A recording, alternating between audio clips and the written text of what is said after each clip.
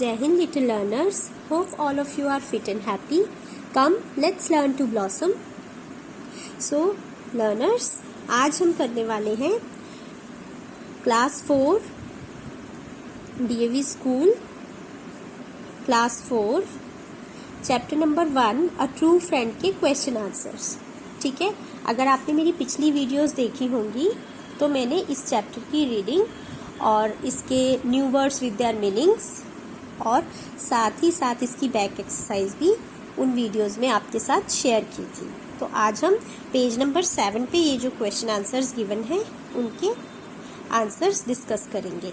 So the first question is why was Rahul not happy even after winning the race?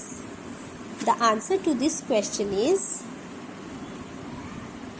Rahul was not happy because he started feeling that he did not deserve the trophy as he had cheated and hurt his best friend Raj. उसको लगता था कि वो trophy को deserve नहीं करता क्योंकि उसने अपने बेस्ट फ्रेंड राज को चीट किया है, उसको हर्ट किया है. ठीक है, वो उस ट्रॉफी के काबिल नहीं है, उसे ऐसा फील होने लग गया था. अंदर से अपनी गलती पता लग जाती है ना सबको. So let's see the second question. The second question is do you think Rahul deserve the trophy? Give a reason for your answer.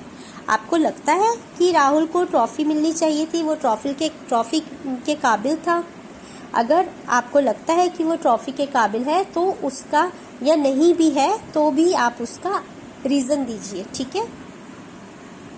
No, Rahul does not deserve the trophy. नहीं, राहुल जो है वो ट्रॉफी के काबिल नहीं है. The reason behind this is because he had not won the trophy with his hard work and honesty. उसने अपनी मेहनत और ईमानदारी से ट्रॉफी को नहीं जीता है. He had cheated his best friend Raj to win the race. उसने अपने बेस्ट फ्रेंड राज को चीट किया था ये रेस जीतने के लिए. He had hurt Raj by digging a pit on his path. और उसने क्या किया था, राज को चोट भी पहुंचाई थी. कैसे? उसने उसके रास्ते में खड्डा खोद दिया था. इसलिए हमें नहीं लगता कि राहुल इस ट्रॉफी के काबिल है. So the third question is what warning did the principal give Rahul? Rahul के प्रिंसिपल ने उसे क्या वार्निंग दी थी? The principal warned Rahul that it was his last chance if he did not perform well. ये उसका आखिरी चांस था, आखिरी अवसर दिया था उसे. अगर वो अभी भी अच्छे से परफॉर्म नहीं करता है in the term end examination में भी अगर वो अच्छे से परफॉर्म नहीं करता है, ही वुड बी पनिश्ड, तो उसे सजा दी जाएगी.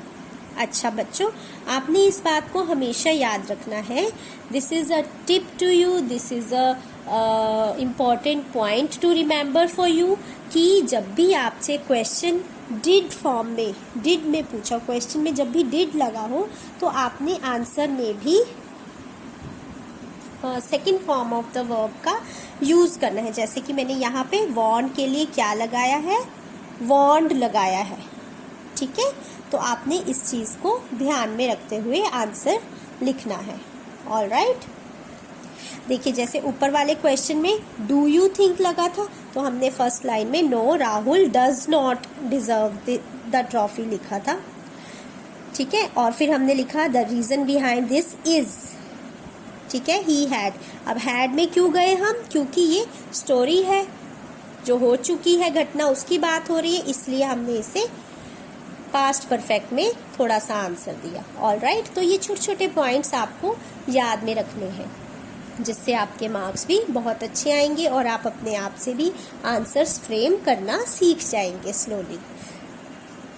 So question number 4 is why was everyone surprised to see the term and examination result? हर कोई term and examination का result देखकर surprised क्यों था? Everyone was surprised to see the term and examination result. Sorry, I forgot to write result here.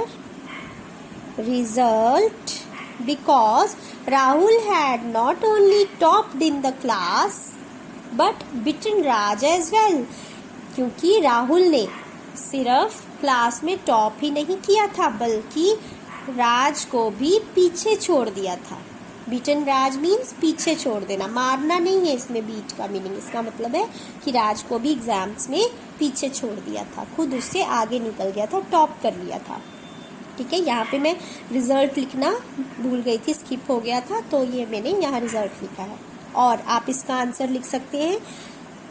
ठीक है, एक second option भी है इसके लिए, इस आंसर को लिखने के लिए. Rahul had not only topped in the class but beaten Raj as well. उसने सिर्फ क्लास में टॉप ही नहीं किया था बल्कि राज को भी पीछे छोड़ दिया था. So everyone was surprised to see the term end examination result. इसीलिए सभी टर्म एंड एग्जामिनेशन का रिजल्ट देखकर हैरान थे. ऑल राइट, क्योंकि उनको लगता था कि कहाँ तो राहुल को बिल्कुल पढ़ना नहीं आता था अच्छे से, लेकिन अब तो उसने टॉप कर लिया था. सो आई होप आपको आज के क्वेश्चन आंसर्स जो हमने डिस्कस किए हैं इसके आंसर्स आपको समझ में आ गए होंगे. ओके, अगर आप मेरी वीडियोस को अच्छी तरह देखते हैं, ध्यान से are good listeners, then I know you will be a good learner also, because as I always say, a good listener is always a good learner. So class में भी जब आपकी टीचर आपको पढ़ाती हैं तो भी आप अच्छे से ध्यान से सुना कीजिए और मेरी वीडियोस भी ध्यान से सुना कीजिए. ऑल राइट किड्स, और अगर आपको कोई भी क्वेरीज है, कोई भी क्वेश्चन पूछना है तो आप मुझे कमेंट सेक्शन में पूछ सकते हैं. I will answer you all. And secondly, if you like the video, do hit the like button. Also share the video with your friends. मिलते हैं अपनी नेक्स्ट वीडियो में. Till then, bye bye.